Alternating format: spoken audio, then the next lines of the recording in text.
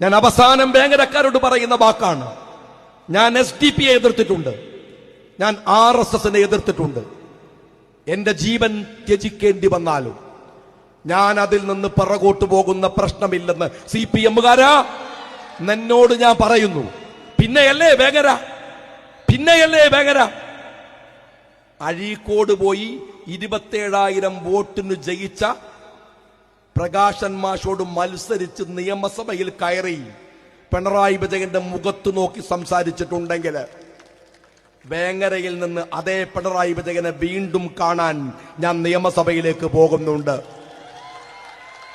ആ സഭയിൽ നിന്ന് എന്നെ ഇറക്കി വിടാൻ ഗൂഢാലോചന നടത്തിയവരാ നിങ്ങൾ. പക്ഷേ വേങ്ങരക്കാരെ, ആ സഭക്കകത്തേക്ക് പോകാൻ, അധാർമികതക്കത്തെ പൊരുതാൻ ഞാൻ അവസാനിപ്പിക്കുന്നു. ഒറ്റൊന്നുകൂടെ, ഞാൻ 10 കൊല്ലം നിയമസഭയിൽ ഉണ്ടായിരുന്നു. എല്ലാ ദിവസവും സഭയിൽ ഹാജരായിരുന്നു. ഒരൊറ്റ ആബ്സെന്റ് ഇല്ല.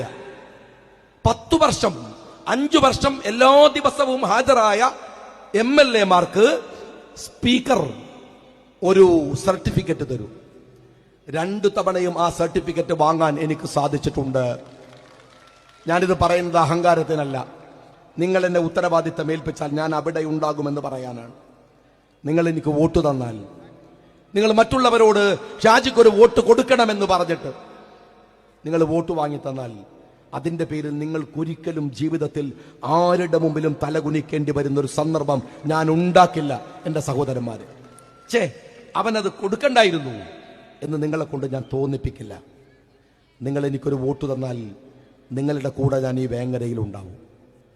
നിങ്ങൾ എനിക്കൊരു വോട്ട് തന്നാൽ നിങ്ങൾക്ക് വേണ്ടി സംസാരിക്കുന്ന, കണ്ണും കാതും തുറന്നു വെച്ച്, ഹൃദയം തുറന്നു വെച്ച്, അധാർമികതക്കെതിരെ പൊരുതാൻ, അവകാശങ്ങൾക്ക് വേണ്ടി സംസാരിക്കാൻ ഈ വേങ്ങരക്കാരന്റെ നാവായി ഞാൻ നിയമസഭയിൽ ഉണ്ടാകുമെന്ന് നിങ്ങൾക്ക് ഉറപ്പ് നൽകിക്കൊണ്ട്, അഭിവാദ്യങ്ങൾ നേർന്നുകൊണ്ട്, കോണിയെ മറക്കരുതേ എന്ന് ഹൃദയപൂർവ്വം ആവശ്യപ്പെട്ടുകൊണ്ട് ഞാൻ എന്റെ വാക്കുകൾക്ക് വിരാമം കുറിക്കുന്നു. നന്ദി. ജയ് ഹിന്ദ്.